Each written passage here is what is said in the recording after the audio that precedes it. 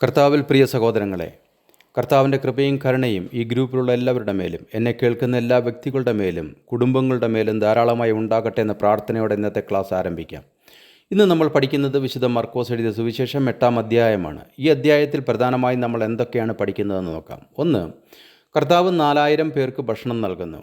2. പരീശന്മാർ വന്ന് കർത്താവിനെ പരീക്ഷിച്ചുകൊണ്ട് ആകാശത്തു നിന്നൊരു അടയാളം ചോദിച്ച് തർക്കിക്കുന്നതും പരീശന്മാരുടെ പുളിച്ചമാവും ഹേരോദാവിൻ്റെ പുളിച്ചമാവും സൂക്ഷിച്ചുകൊള്ളുവീൻ എന്ന് കർത്താവ് ശിഷ്യന്മാരെ ഉപദേശിക്കുന്നതുമാണ്. 3. കർത്താവ് കുരുടന് സൗഖ്യം കൊടുക്കുന്നു. 4. നീ ക്രിസ്തുവാകുന്നു എന്ന് പത്രോസ് പറയുന്നതും എന്നാൽ ലോകത്തെക്കുറിച്ചും വരുവാനിരിക്കുന്ന പ്രയാസങ്ങളെക്കുറിച്ചും മനസ്സിലാക്കിയ പത്രോസ് ലീഗയുടെ ഭയത്തെ കർത്താവ് ശാസിക്കുന്നതും ഈ അധ്യായത്തിൻ്റെ ഒരു പ്രത്യേകതയാണ്. അവസാനമായി കർത്താവിനെയും വചനങ്ങളെയും കുറിച്ച് നാണിച്ചാൽ അവനെക്കുറിച്ച് മനുഷ്യപുത്രനും തൻ്റെ പിതാവിൻ്റെ തേജസ്സിൽ വിശുദ്ധ ദൂതന്മാരുമായി വരുമ്പോൾ നാണിക്കും എന്ന കർത്താവിൻ്റെ മുന്നറിയിപ്പുമാണ് ഈ അധ്യായത്തിൽ നമ്മൾ പഠിക്കുന്നത്. ഇനി നമുക്ക് അധ്യായത്തിലേക്കൊന്ന് വചനങ്ങളൊന്ന് നോക്കാം. എല്ലാവരും തയ്യാറല്ലേ? 1 മുതൽ 9 വരെ വായിക്കുമ്പോൾ നമ്മൾ കാണുന്നത്, യേശു തൻ്റെ ശിഷ്യന്മാരെ അടുക്ക വിളിച്ചു, ഈ പുരുഷാരം ഇപ്പോൾ 3 നാളായി എന്നോട് കൂടെ പാർക്കുന്നു. അവർക്ക് ഭക്ഷിപ്പാൻ ഒന്നുമില്ലായ്ക കൊണ്ട് അവരെക്കുറിച്ച് എനിക്ക് മനസ്സലിവ് തോന്നുന്നു. അവരെ പട്ടിണിയായി വിട്ടയപ്പാൻ മനസ്സുമില്ല. അവർ വഴിയിൽ വെച്ച് തളർന്നു പോയേക്കും എന്ന് പറഞ്ഞു. ശിഷ്യന്മാർ അവനോട്, ഇത്ര വലിയ പുരുഷാരത്തിന് തൃപ്തി വരുത്തുവാൻ മതിയായ അപ്പം ഈ കാട്ടിൽ നമുക്കെവിടെ എന്ന് ചോദിച്ചതിന്, നിങ്ങളുടെ പക്കൽ എത്ര അപ്പമുണ്ട് എന്ന് യേശു ചോദിച്ചു. 7 കുറെ ചെറുമീനുമുണ്ട് എന്ന് അവർ പറഞ്ഞു. അവൻ പുരുഷാരത്തോട് നിലത്തിരിപ്പാൻ കൽപ്പിച്ചു. ആ 7 അപ്പവും മീനും എടുത്ത് വാഴ്ത്തി നുറുക്കി ശിഷ്യന്മാരുടെ പക്കലും ശിഷ്യന്മാർ പുരുഷാരത്തിനും കൊടുത്തു. എല്ലാവരും തിന്നു തൃപ്തരായി ശേഷിച്ച കഷ്ണം അവർ 7 വട്ടി നിറച്ചെടുത്തു. തിന്നവരോ സ്ത്രീകളെയും പൈതങ്ങളെയും കൂടാതെ 4000 പുരുഷന്മാരായിരുന്നു.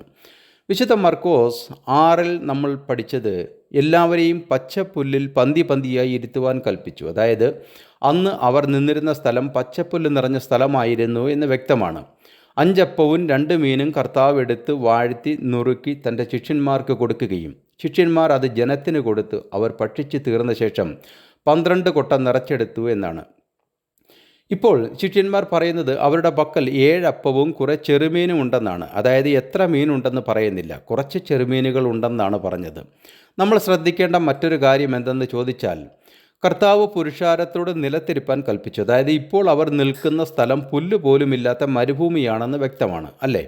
എല്ലാവരും തിന്ന് തൃപ്തരായി ശേഷിച്ച കഷ്ണം അവർ 7 വട്ടി നിറച്ചെടുത്തു. തിന്നവരോ സ്ത്രീകളെയും പൈതങ്ങളെയും കൂടാതെ 4000 പുരുഷന്മാരായിരുന്നു. അതേസമയം വിശുദ്ധ മർക്കോസിൽ പറയുന്നത് അപ്പം തിന്നവരോ 5000 പുരുഷന്മാരായിരുന്നു എന്നാണ്. ഇത് രണ്ടും വ്യത്യസ്തമായ കാര്യങ്ങളാണ് എന്ന് ഇപ്പോൾ നിങ്ങൾക്ക് മനസ്സിലായി കാണുമല്ലോ. ആദ്യ ഭാഗത്ത് എല്ലാവരെയും പച്ചപ്പുല്ലിൽ പന്തിയായി ഇരുത്തുവാനാണ് കൽപ്പിച്ചതെങ്കിൽ ഇവിടെ പുരുഷാരത്തോട് നിലത്തിരിപ്പാൻ കൽപ്പിച്ചു. വിശുദ്ധ മർക്കോസ് 6 നമ്മൾ പഠിച്ചത് എല്ലാവരും ഭക്ഷിച്ച ശേഷം ശേഷിച്ച കഷ്ണം 12 കൊട്ട നിറച്ചെടുത്തു എങ്കിൽ ഇവിടെ നമ്മൾ കാണുന്നത് ശേഷിച്ച കഷ്ണം അവർ 7 വട്ടി നിറച്ചെടുത്തു എന്നാണ്. അപ്പോൾ ഇത് രണ്ടും ഒരേ കാര്യമല്ല എന്ന് മനസ്സിലായി കാണുമല്ലോ. മാത്രവുമല്ല, സ്ത്രീകൾക്കും കുട്ടികൾക്കും പുറമെ 4000 പുരുഷന്മാരായിരുന്നു എന്നാണ് പറയുന്നത്. അതായത് തിന്നവരോ സ്ത്രീകളെയും പൈതങ്ങളെയും കൂടാതെ ഏകദേശം 4000 പേരുണ്ടായിരുന്നു, പുരുഷന്മാരുണ്ടായിരുന്നു. സ്ത്രീകളുടെയും കുട്ടികളുടെയും കണക്ക് പറയുന്നില്ല എന്നത് ശ്രദ്ധേയമാണ്. 10-ാമത്തെ വചനം, അവൻ അവരെ പറഞ്ഞയച്ച ഉടനെ ശിഷ്യന്മാരോടുകൂടെ പടക് കയറി ദൽമനൂത അംശങ്ങളിലെത്തി. അവൻ പടക് കയറി ദൽമനൂത എന്ന സ്ഥലത്തെത്തി. വിശുദ്ധ മർക്കോസ് ദൽമനൂത എന്ന് ആ സ്ഥലത്തെ വിളിച്ചപ്പോൾ വിശുദ്ധ മത്തായി ഈ സ്ഥലത്തെ മഗ്ദല അല്ലെങ്കിൽ മഗധ എന്ന് വിളിച്ചിരിക്കുന്നതായി കാണാം. മറ്റൊരു എഴുത്തുകാരനും വിശുദ്ധ മർക്കോസ് വിളിച്ചതുപോലെ ഈ സ്ഥലത്തെ വിളിച്ചു കാണുന്നില്ല. കഫർനാമിൽ നിന്ന് ഏകദേശം 6 മൈൽ തെക്ക് മാറിയാണ് ഈ സ്ഥലം സ്ഥിതി ചെയ്യുന്നത്. വിശുദ്ധ മത്തായി 15:39 നമ്മൾ വായിക്കുന്നത് ഇങ്ങനെയാണ്, പിന്നെ പുരുഷാരത്തെ പറഞ്ഞയച്ചിട്ട് പടകിൽ കയറി മഗധ ദേശത്തെത്തി എന്നാണ്. 11 മുതൽ 12 വരെയുള്ള വചനങ്ങൾ. അനന്തരം പരീശന്മാർ വന്നവനെ പരീക്ഷിച്ചുകൊണ്ട് ആകാശത്തു നിന്ന് ഒരു അടയാളം അന്വേഷിച്ചു അവനുമായി തർക്കിച്ചു തുടങ്ങി. അവൻ ആത്മാവിൽ ഞരങ്ങി, ഈ തലമുറ അടയാളം അന്വേഷിക്കുന്നത് എന്ത്? ഈ തലമുറയ്ക്ക് അടയാളം ലഭിക്കുകയില്ല എന്ന് ഞാൻ സത്യമായിട്ട് നിങ്ങളോട് പറയുന്നു എന്ന് പറഞ്ഞു. കർത്താവ് ആഴത്തിൽ നെടുവീർപ്പിട്ടു എന്ന് വിശുദ്ധ മർക്കോസ് പ്രസ്താവിക്കുമ്പോൾ യേശുവിൻ്റെ വികാരങ്ങൾ പ്രകടമാണ്. ആവർത്തിച്ചുള്ള അവിശ്വാസവും ശത്രുതാപരമായ വെല്ലുവിളികളും കർത്താവിനെ നിരാശപ്പെടുത്തുകയും നിരുത്സാഹപ്പെടുത്തുകയും ചെയ്തെന്ന് നമുക്ക് മനസ്സിലാക്കാവുന്നതാണ്. നമ്മുടെ ഇടയിൽ സംഭവിക്കുന്നതും ഇതുതന്നെയാണ്. സ്വന്തം സഹോദരങ്ങൾ തന്നെയാണ് നമുക്കെതിരെ തിരിയുന്നതും നമ്മളെ ആക്ഷേപിക്കുന്നതുമെല്ലാം. അങ്ങനെ ആനന്ദം കണ്ടെത്തുന്നവർ അനേകരാണ്. ഇതൊന്നും വിശ്വാസത്തിൻ്റെ പേരിലല്ല, പിന്നെയോ അധികാരത്തിൻ്റെയും സമൂഹത്തിൽ അവർ നമ്മളെക്കാൾ ഉന്നതിയിലാണെന്നുള്ള അഹങ്കാരത്തിൻ്റെയും പശ്ചാത്തലത്തിലാണ് ഇങ്ങനെയൊരു പോരാട്ടം നമ്മൾ വിശ്വാസികൾ നേരിടേണ്ടി വരുന്നത്. പരീശന്മാരും ഇതേ സ്വഭാവത്തിലുള്ളവരായിരുന്നു എന്ന് നമ്മൾ തിരിച്ചറിയണം. അദ്വൈതവാദവും തത്വസംവാദങ്ങളുമായി സാത്താനാൽ ബാധിക്കപ്പെട്ട മനുഷ്യർ വിശ്വാസികളെ അവിശ്വാസികളാക്കി മാറ്റുന്നത് നമുക്ക് കാണാൻ കഴിയുന്നു. ഇത് ക്ഷണികവും നൈമിഷികവുമായൊരു വികാരമല്ല. കർത്താവ് തൻ്റെ ആത്മാവിൽ ഞരങ്ങി. ഇന്നും ഞാൻ ഉൾപ്പെടെ വിശ്വാസികളായ അനേകർ ഇതുപോലെ ആത്മാവിൽ ഓരോ ദിവസവും ഞരങ്ങാറുണ്ട്.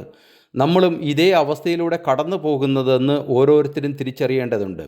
വിശുദ്ധ മത്തായി തൻ്റെ സുവിശേഷത്തിൽ പറയുന്നത് ഇങ്ങനെയാണ്: അനന്തരം പരീശന്മാരും സദൂക്യരും അടുക്കെ വന്ന് ആകാശത്തു നിന്നൊരടയാളം കാണിച്ചു തരണമെന്ന് അവനെ പരീക്ഷിച്ച് ചോദിച്ചു.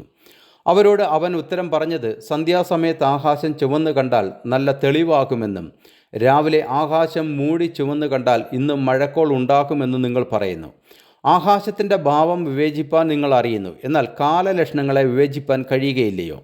ദോഷവും വ്യഭിചാരവുമുള്ള തലമുറ അടയാളം തിരയുന്നു. യോനയുടെ അടയാളമല്ലാതെ അതിന് അടയാളം ലഭിക്കുകയില്ല. പിന്നെ അവൻ അവരെ വിട്ടുപോയി. വിശുദ്ധ മത്തായി എഴുതിയ സുവിശേഷം 16:1-4 വരെയാണ് ഞാൻ വായിച്ചത്.